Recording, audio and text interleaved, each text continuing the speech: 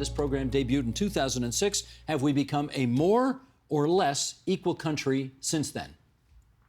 I would say less equal since 2006, but in the interim, we saw a little bit of improvement in inequality. And the Gini coefficient measures what's happening right in the center of the distribution. The real story is what's happening at the two ends of the distribution, and that's what we should be talking about. And we shall. Quam, what say you? I think we've become more unequal. I think we've become more unequal in a number of ways. We've become more unequal from an income and wealth perspective. We've become more unequal with regards to opportunity. We've become more unequal with regards to health. And we've become more unequal with regards to whether people are living dignity. So I think we've become more unequal in many ways, and it's not an even distribution, as Armin said. So racialized populations, younger people, so under 35s, they're the people who've been really taking the brunt of what's happening. Much to pick up on there. Brian, what do you say?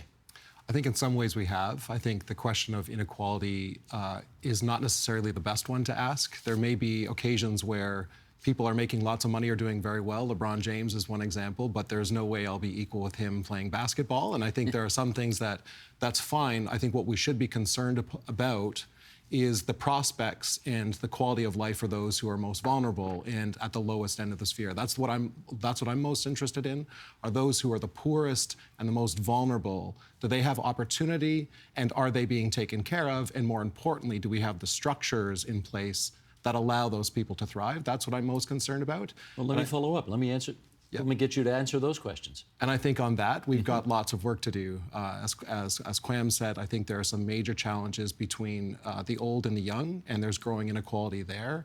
And I think in Canada, there's some significant challenges with inequality amongst those who have university degrees or college certificates and those who are working class. And I think we've seen some major changes there. Besma, it's often the case that when we hear media personalities or commentators opining about populism, it's often bound up with terms like xenophobia, nativism. It's not meant to be a positive thing.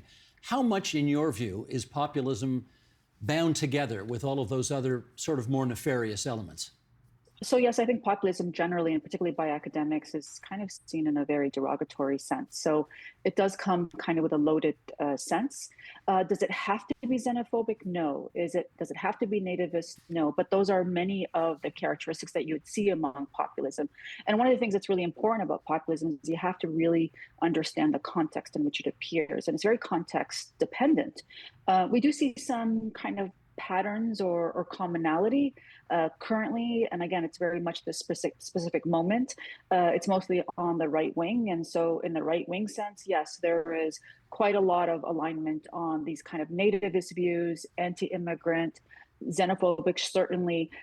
Even I would say lots of views on environment, gender, immigration, a lot of the cultural stuff, certainly. But more broadly, I think it's has to be figured out in terms of what country are we talking about, because that may not present itself in a different context, different country, or different leader. Well, that's interesting in as much as, Lawrence, when I was a kid, populism was always a thing of the left wing, right? The NDP was very much a populist movement that emerged from the prairies in Canada.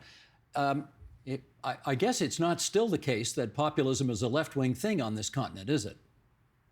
No, but again, I think the political science literature on the concept argues that it can come from the right or the left.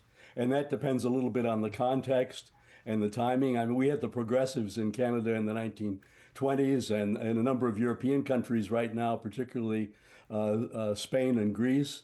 You find populist parties that are on the left, but you also find others that are on the right, as in Austria or the Netherlands. So it's compatible with different ideologies, but the essential a core element, I think, which has already been mentioned by everybody along the way here, is the idea of the people versus the establishment, us versus them.